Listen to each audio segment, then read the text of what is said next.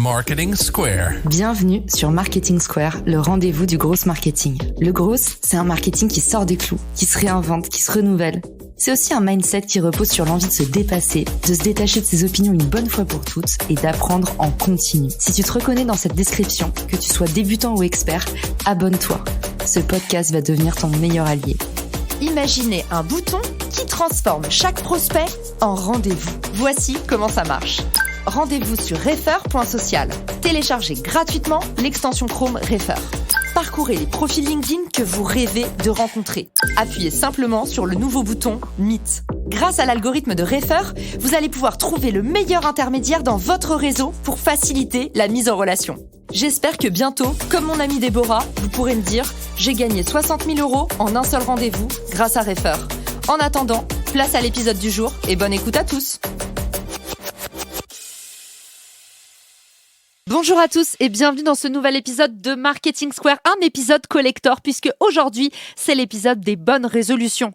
Cette année, on a envie de changer sa vie, alors devinez qui j'ai invité, Clotilde Dussoulier, l'hôte du podcast Change ma vie et du programme de coaching éponyme. Clotilde, je suis ravie de te recevoir dans le podcast, bienvenue chez nous. Bonjour Caroline, je suis ravie d'être là. J'ai voulu t'inviter aussi parce que tu as toujours une approche très rationnelle, très actionnable, très scientifique finalement du coaching. Et en fait, ça c'est lié à ton passé puisque tu es une ancienne ingénieure. Voilà, j'ai une formation d'ingénieur en informatique. Donc, j'ai eu une première carrière dans ce domaine. Après, j'ai complètement changé. Je suis devenue auteure culinaire. Donc, j'ai travaillé pendant une douzaine d'années autour de l'écriture et de la cuisine avant de découvrir le coaching et de décider que c'était vraiment vers ça que tout m'avait mené jusqu'à présent. Et donc, aujourd'hui, avec Change ma vie, notre mission, c'est de mettre entre les mains du plus grand nombre des outils pour comprendre son cerveau et ses émotions pour vraiment conduire la vie à laquelle on aspire. Et c'est vrai que j'ai appris par Caroline Ramad, et on lui fait un coucou, la fondatrice de 15 Tech, que tu étais une ancienne star de la cuisine. Alors forcément, moi, comme je n'ai jamais lu une recette de ma vie, je ne connaissais pas ton passé de blogueuse food. Et justement, en parlant de recettes, aujourd'hui, on va faire notre petite popote pour comprendre un petit peu comment est-ce qu'on peut créer des bonnes résolutions qui marchent pour cette année, comment est-ce qu'on peut façonner une meilleure version de nous-mêmes, comme disent les coachs en développement personnel. Clotilde, première question, dis-nous tout. Est-ce que c'est une bonne idée déjà de prime abord de prendre des bonnes résolutions ? Alors, la première chose à dire sur les bonnes résolutions, c'est d'où vient cette envie de renouveau, cette envie de nouveau souffle et de page blanche qui nous prend la plupart d'entre nous. Alors, on sait que les personnes qui écoutent Marketing Square, ce sont des personnes, tu le dis en introduction, qui veulent sortir des clous, qui veulent se réinventer, se renouveler, se dépasser et apprendre en continu. Et donc, il me semble qu'en début d'année, c'est vraiment précieux de cueillir cette envie qu'on ressent tous de mener l'année suivante d'une façon plus alignée, d'une façon qui nous correspond mieux pour pouvoir avancer pendant toute cette année plus loin que ce qu'on a fait l'année d'avant. Donc, à mon sens, c'est vraiment ça qu'il faut valoriser à ce moment-là de l'année. Et la question, c'est comment est-ce qu'on fait et comment est-ce qu'on se fixe des bonnes résolutions pour justement que ça fonctionne pour nous et non pas contre nous. Et justement, en termes de timing, c'est une de mes questions aussi. Est-ce qu'il y a des bonnes pratiques ? Comment est-ce que on crée les conditions du succès ? Est-ce que c'est mieux de faire ça le 31, mais on a un peu les mains dans la bûche ? Ou c'est mieux le 1er, mais on a déjà un peu mal aux cheveux ? Qu'est-ce que tu recommandes en fait comme timing pour justement prendre les bons engagements envers soi-même ? En termes de timing, il y a les fins décembre et les débuts janvier. Il me semble que ce qui est intéressant, c'est justement de profiter de cette aspiration de début janvier pour se poser ces questions-là. Quand on parle aux gens de bonnes résolutions, la plupart des gens lèvent les yeux au ciel en se disant « Oui, alors les bonnes résolutions, j'en prends chaque année. Ça tient 4 jours et puis au bout de 4 jours, soit j'ai tout oublié, soit j'ai tout laissé tomber. » Et donc l'idée, c'est de se dire comment est-ce qu'on fait pour capitaliser sur cette envie de renouveau, sur ces aspirations, sans toutefois se torpiller et que ce soit un coup d'épée dans l'eau. Donc, si ça te va, moi, j'ai listé 3 erreurs communes. La première erreur que je veux évoquer avec vous, c'est ce que j'appelle les résolutions punitives. En fait, les résolutions punitives, c'est toutes les résolutions qu'on prend en jugement de soi qui viennent pallier ou compenser tout ce qu'on a identifié comme étant des manquements, des choses qu'on n'a pas faites, des choses qu'on n'a pas faites bien. Et en fait, ça, c'est le type de résolution qu'on prend quand on fait le bilan de l'année d'avant et qu'on a fait la liste de toutes les façons dont on n'a pas été à la hauteur de nos propres attentes. Et ça, c'est problématique parce que ça nous met dans un climat de jugement de soi et donc de désapprobation, voire de honte de nous-mêmes. Et en fait, l'être humain ne change pas bien dans une atmosphère de jugement. Quand vous réfléchissez, si vous avez un manager qui vous juge ou un parent qui vous juge ou des amis qui vous jugent, en réalité, ce que ça fait, c'est que ça vous met sur la défensive. vous avez envie de tout faire sauf d'écouter ce qu'on vous propose comme jugement. Et donc, ça crée de la résistance. Et c'est ça qui fait que souvent, on abandonne les résolutions. C'est parce qu'en fait, à chaque fois qu'on y pense, on entend intérieurement tous nos jugements de nous. Et donc, par exemple, c'est l'année dernière, j'ai pas fait du tout de sport. Et donc, je me juge de façon très négative parce que j'ai pas bougé mes fesses du canapé, ça va pas du tout. Et donc, c'est avec cette énergie de jugement que je me propose de faire mieux l'année prochaine. Donc ça ne fonctionne pas. Ce que moi, je recommande, c'est avant de se poser la question des bonnes résolutions, de commencer par faire un bilan versant positif, versant ensoleillé de l'année écoulée. Au lieu de commencer par un bilan de tout ce qu'on n'a pas fait, tout ce qu'on a mal fait, tout ce qu'on n'a pas fait assez bien, se mettre d'abord dans un état d'esprit d'appréciation et de fierté de ce qu'on a effectivement fait, de ce qui s'est bien passé, de ce qu'on a envie de consolider et de renforcer pour l'année d'après. Parce que ça, en fait, quand on fait ce bilan-là, ça permet de se mettre dans un état d'esprit où on crée une sorte de complicité avec soi-même. On se dit, ce que tu as fait l'année dernière, il y a plein de choses qui sont vraiment bien, il y a plein de choses qui se sont hyper bien passées, il y a plein de choses que tu as réussies. Et qu'est-ce que tu veux faire de plus, de mieux ou encore mieux l'année prochaine? Donc, je ne sais pas si vous sentez la différence d'énergie, mais c'est tout à fait différent. Ça nous met finalement dans un état d'esprit beaucoup plus favorable au changement. Génial. On n'oublie pas les ancrages positifs parce que forcément, on va se conditionner comme ça à avoir des bonnes relations avec ces bonnes résolutions. C'est commencer par voir ce qu'on a bien fait. Et en fait, à côté de ça, une question qui me vient. Tu nous parles du jugement des autres qui est un peu le pire ennemi de nos bonnes résolutions. Mais du coup, les bonnes résolutions sont-elles faites pour être partagées? Est-ce que toi, tu ne recommanderais pas de les garder pour soi ou est-ce que c'est mieux, au contraire, d'activer ce qu'on appelle la peer pressure, la pression des pairs pour justement considérer que une fois que vous avez pris un engagement en public, vous êtes 2 fois plus à même peut-être de le respecter? Je pense que c'est à chaque personne, selon son mode de fonctionnement, d'ajuster ça. Il y a des personnes qui se tiennent sans trop de difficultés à leurs engagements envers elles-mêmes, mais c'est vrai que la grande majorité des gens tiennent mieux leurs engagements envers d'autres personnes qu'envers elles-mêmes, ce qui est souvent un sujet d'ailleurs qui se manifeste dans d'autres domaines de leur vie. Donc c'est intéressant de questionner ce mode de fonctionnement. Et je pense justement que ce qui permet de tenir nos engagements envers nous-mêmes d'une façon qui est beaucoup plus fluide, ça me ramène à cette deuxième erreur que font la plupart des gens, qui sont finalement d'exprimer leur résolutions, leurs envies de changement en fuite, c'est-à-dire en creux. Ce sont des personnes qui expriment leurs résolutions plutôt en mode « je vais arrêter de faire certaines choses » plutôt que « je vais commencer à faire d'autres choses ». C'est intéressant de se poser la question, est-ce que d'une façon générale, vous avez tendance à vous motiver en fuite de ce que vous voulez éviter ou en aspiration de ce vers quoi vous voulez aller? Dans un cas, vous allez avoir un carburant émotionnel assez pénible au quotidien parce que vous serez dans la peur, dans le stress, dans l'évitement. Alors que dans l'autre cas, vous allez cultiver un carburant émotionnel qui sera beaucoup plus d'inspiration et d'aspiration. Et ça vous permet beaucoup plus ensuite, entre vous et vous, de vous dire, moi, c'est dans cette direction-là que j'ai envie d'aller.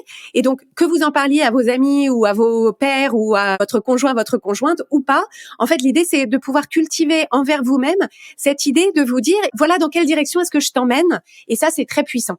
Si, par exemple, vous avez envie d'arrêter de procrastiner, vous avez envie d'arrêter de manger du sucre, vous avez envie d'arrêter de zapper le sport, vous avez envie d'arrêter de vous énerver ou de courir tout le temps, ça, c'est une motivation qui est exprimée en creux, c'est-à-dire c'est ce que vous voulez éliminer ou retirer de votre vie, mais c'est beaucoup plus efficace de dire, en fait, qu'est-ce que je veux à la place? C'est-à-dire, au lieu de procrastiner, qu'est-ce que je veux faire? Au lieu de manger du sucre, qu'est-ce que je pense qui me ferait plus de bien? Au lieu de zapper le sport, qu'est-ce que j'ai envie de créer comme dynamique de mouvement dans mes journées? Moi, ma recommandation, c'est dans la définition de vos bonnes résolutions, de vous poser vraiment la question, quelles sont les expériences que j'ai envie de vivre? Comment est-ce que j'ai envie de me sentir? Et surtout, quelle est la personne que j'ai envie de devenir pendant cette année-là? Parce qu'en fait, l'être humain est fondamentalement motivé par les expériences, par comment est-ce que il ou elle pense qu'elle va se sentir et par sa propre croissance. Et donc, en fait, si on se focalise là-dessus, les bonnes résolutions qu'on va pouvoir identifier, qui sont au service de ces expériences, de ces émotions et de cette croissance, seront beaucoup plus faciles à tenir. J'adore. Donc, conseil numéro 1, on n'oublie pas le positif. On essaie d'avoir une vision un petit peu holistique, de faire un bilan global, de tirer un portrait général de ce qu'on a réalisé. Et puis, deuxième chose, tu nous dis attention aux objectifs en creux. Clotilde vous donnait l'exemple, arrêter de faire quelque chose, c'est pas un objectif. Si par exemple, je veux arrêter de fumer, je dois dire je vais remplacer la cigarette par le sport par exemple, ou je vais remplacer la cigarette par boire davantage d'eau. Et d'ailleurs, ça me fait penser à une amie très chère remarque, il m'a dit il y a pas longtemps, parce que j'ai acheté à Lisbonne un petit vaporisateur de sauge. Et la sauge, c'est connu pour être un purificateur. Et du coup, ça enlève les ondes négatives des pièces. Donc maintenant, je passe comme ça avec mon pchit et parfois, je purifie l'espace. Et j'ai une copine qui m'a dit, mais tu sais, ça sert à rien de purifier ton appartement si tu remplaces pas ça par une intention derrière. Et du coup, voilà, je vous le dis en même temps, j'ai trouvé ça intéressant de dire, oui, c'est bien d'évacuer le négatif, mais en fait, c'est ce que dit Clotilde, attention aux objectifs en creux. L'idée, c'est pas juste d'évacuer le négatif, c'est beaucoup plus puissant si vous adoptez ce mindset un peu antifragile et si vous remplacez le négatif par du positif. Exactement. En fait, c'est vraiment cette idée-là.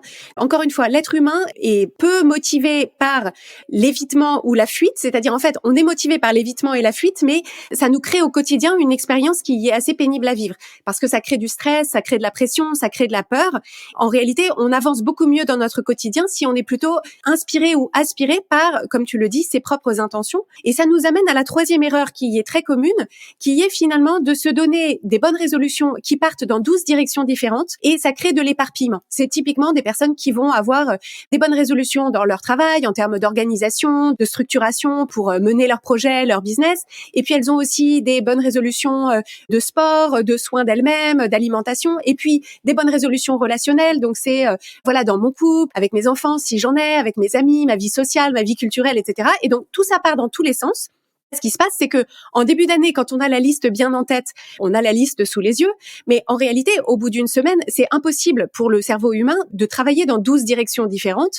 Au bout d'un moment, cet éparpillement fait que on en a lâché la moitié en cours de route, si ce n'est la totalité. Donc ça, cet éparpillement, il est très commun et c'est une des raisons pour lesquelles souvent les bonnes résolutions sont abandonnées, c'est qu'en réalité, chacune de ces bonnes résolutions demande la totalité de notre attention et de notre pouvoir de volonté. La force de notre volonté, on en a une réserve limitée et donc on finit par tout lâcher. Ma recommandation, ce qui fonctionne beaucoup mieux, c'est de choisir en fait une intention pour son année et de se dire voilà globalement le cap dans lequel j'ai envie de m'emmener cette année et ensuite s'assurer que toutes les bonnes résolutions qu'on prend, toutes les bonnes résolutions en termes d'actions différentes puissent être au service de cette intention. Et donc nous, chez Change ma vie, on utilise un outil, donc c'est ce qu'on appelle le mot de votre année et en fait, c'est un mot qui représente cette intention, ce cap, une sorte de mantra, voilà, de thème pour son année. Tous les mots du dictionnaire finalement qualifient, mais ça peut être par exemple si on se dit moi je vais me donner en 2023 comme mot audace, mouvement ou sérénité, alignement. Et ensuite, l'idée, c'est de se dire, voilà, que ferait l'audace dans telle ou telle circonstance? Que ferait l'audace dans mon travail? Que ferait l'audace dans mon couple? Que ferait l'audace dans le soin que j'apporte à mon corps et mon hygiène de vie? Et donc, en fait, ça permet d'avoir un cap qui est unifié. Et donc, au lieu de demander à notre cerveau de poursuivre 12 lièvres à la fois, en réalité, il y en a un seul qui est la ligne de crête, finalement, de notre intention. Et ensuite, on se dit, dans mon travail, dans ma vie personnelle, dans ma vie culturelle, dans ma vie sociale, dans mon rapport à mon corps et à mon hygiène de vie, voilà le cap dans lequel j'ai envie de m'emmener. Et ça, c'est très efficace, ça fonctionne très bien. C'est un outil qu'on propose depuis plusieurs années. Et donc, chaque année, on a des personnes qui nous font un retour sur le mot qu'elles avaient choisi, ce que ça leur a apporté, et ça fonctionne vraiment bien. Je vous partage un souvenir d'enfance. Quand j'étais enfant, j'ai regardé un film, je crois que c'était un film avec Sophie Marceau. Et en fait, c'était une nana qui avait vraiment la vie dure, qui vivait plein de situations un petit peu challengeantes. Et elle avait toujours dans un coin de sa table une photo, la photo d'une grande dame. Je sais plus si c'était Simone Veil ou en tout cas c'était un peu une icône féministe et en fait à chaque fois qu'elle avait un challenge dans sa vie, une situation périlleuse, elle sortait la photo et elle se disait mais qu'est-ce qu'aurait fait Simone à ma place? Et ça en fait, ça la conditionnait justement dans la peau d'une Simone Veil et puis ça l'aidait justement à mieux incarner les objectifs qu'elle s'était fixés d'atteindre. C'est ça. Alors, j'adore cette idée, surtout avec Simone Veil.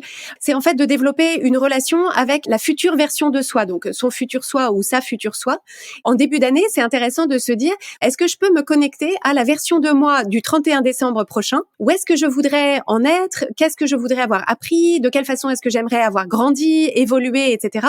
Et dans toutes nos décisions, ça permet de se dire, voilà, qu'est-ce qu'elle me recommande de faire pour finalement, en fait, si on pense en géométrie, en début d'année, on démarre avec un certain point et on va avoir une trajectoire qui va nous amener à un autre point le 31 décembre et du coup se dire quelle est finalement la trajectoire que j'ai envie de prendre qui m'amènera effectivement là où j'ai envie d'aller à la fin de l'année.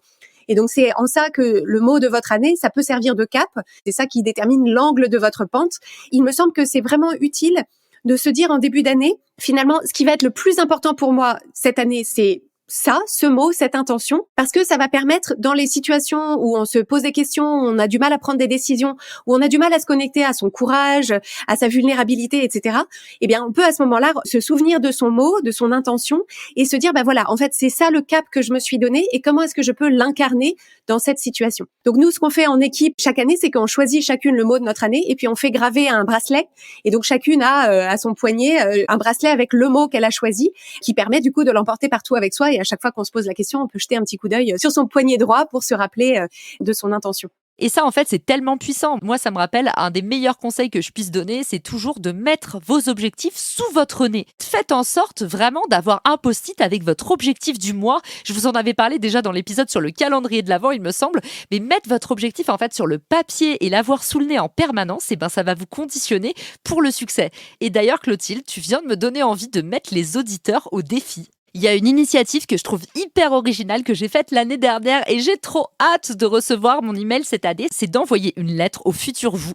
Et pour ça, pas besoin de gros moyens, ça prend juste un email, vous allez dans Gmail par exemple et vous avez la possibilité de programmer un envoi. Vous programmez un envoi pour vous-même, pour dans un an et vous mettez sur le papier le contenu de cet épisode. Clotilde, elle vous a conseillé 3 étapes. Le premier conseil de Clotilde, c'était de faire le bilan de l'année écoulée, mais un bilan complet en incluant toutes les choses qu'on a bien réalisées. Le deuxième conseil de Clotilde, c'était stop aux résolutions en creux, c'est-à-dire je ne veux pas arrêter de fumer, je veux commencer à vivre une meilleure vie sans cigarettes. Et le dernier conseil de Clotilde, c'est de ne pas s'éparpiller avec 35 000 bonnes résolutions. Fixez vos priorités et concentrez-vous plutôt sur 3 bonnes résolutions que vous tiendrez au cours de l'année, voire même sur une seule, au lieu de partir dans tous les sens. Donc maintenant que vous avez la trame magique qui vous a été dictée par Clotilde, des 3 points à indiquer dans cet email à vous-même, prenez cet engagement envers vous-même. Ça vous prend 20 minutes, vous faites ça à la fin de l'épisode, vous le notez directement dans votre calendrier pendant que vous écoutez le podcast, et puis vous allez dans votre messagerie vous écrire un petit message pour l'année prochaine. Les résultats sont garantis et j'ai hâte cette année de recevoir mon bilan parce que évidemment, le principe c'est qu'on se souvient plus bien de ce qu'on a écrit. Donc c'est un peu comme quand on déterre un trésor d'enfance et puis surtout souvenez-vous de cette phrase, ce qui ne se mesure pas, ne s'améliore pas, ça vous permet de garder le pouls et puis de voir un petit peu le chemin parcouru. Et ce que je voulais ajouter pour celles et ceux qui nous écoutent, c'est qu'on propose cet outil du mot de votre année.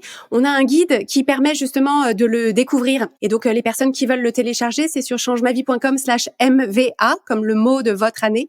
Et donc, ça reprendra un certain nombre des questions que j'ai évoquées pendant notre échange. Merci Clotilde pour tous ces enseignements et merci à tous pour votre écoute. Alors maintenant, j'ai envie de dire, il n'y a plus qu'à. Prenez rendez-vous avec vous-même dans un an et puis n'oubliez pas, passez à l'action. Ce qui ne se mesure pas ne s'améliore pas. À vous de jouer et à très vite dans Marketing Square. Ciao!